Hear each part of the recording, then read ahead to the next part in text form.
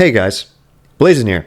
If you aren't aware, Saber and Focus just dropped a trailer for the Year 2 roadmap on what to expect with Space Marine 2. So if you haven't watched that already, I'll link it down below and you should check it out real quick. Once you do that, you can come back here as we're about to break down some new screenshots and information that they have shared with us. So with that said, let's get into the news.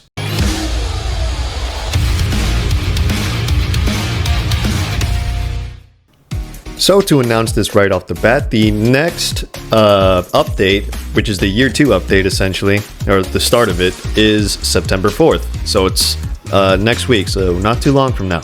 And I'll quickly go ahead and show you the roadmap. This is what it looks like. And while that's on screen, I might as well read what they say here. So they say, and I quote, Space Marine 2's Year 2 content follows in the footsteps of Year 1 with 6 new planned patches packed with free gameplay additions available to all players throughout 2025 and 2026. From new PvE and PvP game modes to new enemies and a new playable class, Defenders of Humanity are in for a treat. 4 new operations. Wait, 4 new operations? I expected 3. Okay, cool. And a new siege map. Wait, 1? Only 1 new siege map? 2 new Eternal War arenas, okay. New stratagems, PvE and Hellbrute Assault, I keep calling it Hellbrute Assault. Hellbrute Onslaught, PvP game modes, new playable class, the Tech Marine, new weapons and free unlockable weapon variants for existing weapons, new enemies and bosses, new progression mechanics. Okay. So just taking a look at the roadmap, they're definitely starting off strong. And as I'm now taking a look at the roadmap here, for patch 11, it says here new mission pickups? What does that mean? And unfortunately, as I'm looking at this roadmap, the Tech Marine doesn't come out until 2026. So we're going to be waiting a while. That's unfortunate. I was really hoping the Tech Marine would come at the end of this year, like November, even December, but next year, damn. Okay. And he's coming with a new weapon, Tech Marine weapon, Omnisci of Axe. I assume that's the Tech Priest Axe, but like Space Marine size. Another Battle Barge expansion.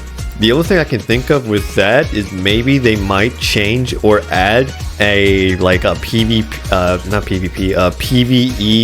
practice mode where you can actually like test whatever builds you have on enemies. That's the only thing I can think of with Battle Barge expansion. And then patch 13 we can see new Terminus enemy.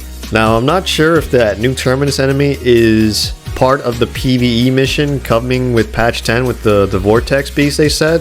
Like I don't know if the Vortex Beast is mission specific or is that a general Terminus enemy. And then a progression update, which, well, whatever that means. And then patch 14 we can see 2 PvP arenas. Wow, instead of 1. And then patch 15 we can see a new siege map, which is honestly maybe the only disappointing part about this roadmap is like out of all these updates we're only getting 1 new siege map. I expected at least 2. So as far as what I'm seeing here, 1 new siege map is maybe the only disappointing part about this roadmap. There really should be another one.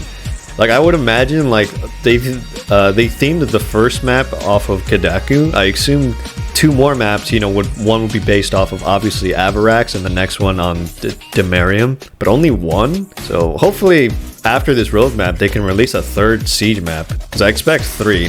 2 is still not enough.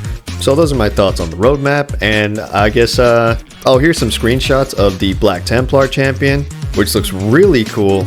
The helmet looks fucking awesome. And I guess while you're enjoying these screenshots here, so as far as like paid content goes when it comes to the cosmetics, so Black Templar's champion pack, Imperial Fist cosmetic pack, which I assume is going to come with, the more Imperial Fist successor chapters, a Blood Angels champion pack, nice, a Salamander's cosmetic pack, a Raven Guard champion pack, yeah, the Raven Guard Lacta champion, a Carcharodon's cosmetic pack. I honestly, I don't think nobody really expected them to get a cosmetic pack of any kind. An Iron Hand chapter pack, yes, they exist. Saber has acknowledged their existence, so we'll be getting that at some point. A Raptors cosmetic pack, which honestly I did not expect. I think the Raptors and cosmetic packs, I did not expect them to be, get their own packs. And then there's 1 champion pack that is redacted, which we have no idea. And yeah, that's pretty much it for today's update. Exciting things to come, and I can't wait. And I mean, yeah, that's it. Okay, hold on guys. So I just kind of got done editing this portion of the video, so this is kind of future me speaking. Focus just released their August community update, and it doesn't seem too long. There's some repeated info here, so I might as well include it in this video. So yeah, let's get into that. So give me a fucking minute. There's more shit for me to read. Alright, so I was aware of the Chaos Armor Pack, but here they gave us a little screenshot. These were already leaked, but here they are officially. They show off a Night Lords and a Black Legion. And something that they've said about these skins is that apparently these are unlockables. Like, they're going to be included free in the game, but you have to unlock them, which I'm not sure how I feel about that. Let's be real, guys. Not many people play PvP, first of all. And second of all, most game modes, or basically every game mode, you don't always play as Chaos. There's a 50-50 chance you're going to play either as, Loyalist or Traitors. The only exception now being the new game mode, Hellbrute Onslaught. So I'm glad the Chaos Champion cosmetics are being included for free, but as unlockables, yeah, I don't know. Maybe they're easy unlockables. I have no idea.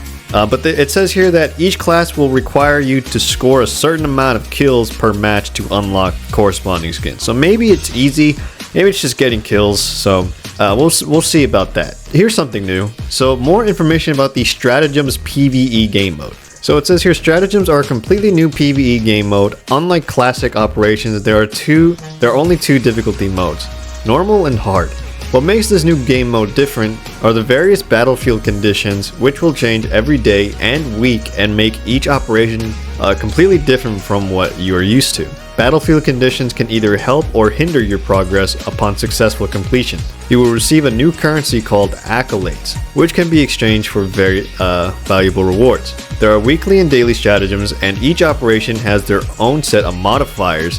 Here are a few examples of them. Summoner, every uninterrupted call for reinforcements summons the extremis enemy.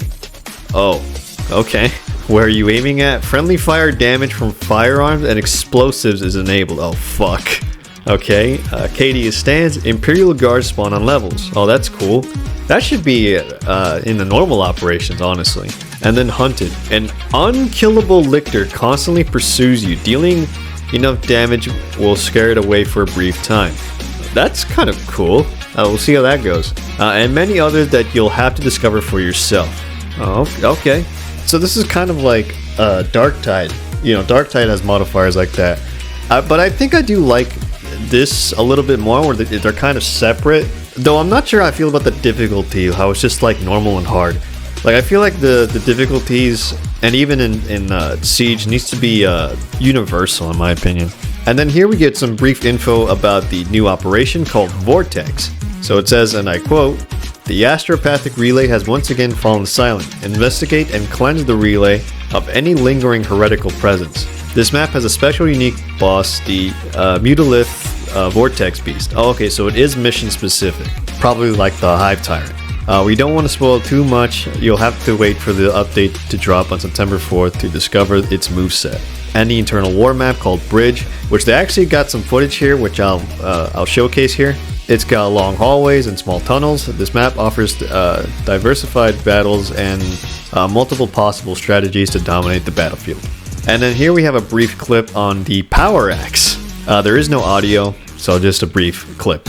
And then here we get a new, I guess, tier called Hero Weapons. So they say that hero weapon variants will also be implemented. These variations can be exchanged against accolades.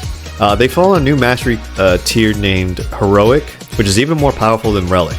For example, here's the Xeno Phase Blade, the heroic version of the Power Sword, and the Kami Melta, the heroic version of the Melta Rifle. Oh, okay. Here's something that's really nice. A selection of skins that were initially unlockable through time-sensitive community events will be purchasable in exchange of your accolades earned in stratagem mode. In the Refinement and Redemption shop, which expands the current data refinement shop that was used until then to trade your requisition points and armory data. So basically, they're now adding a way for you to add, for you to purchase either those Twitch drops or the secret level drops and all that through the game now. So there you go, for those of you that missed out on those. And then here's a few more new screenshots of the new cosmetics coming. And while those are being shown off, I might as well tell you the Imperial Fist successor chapters that are going to be included.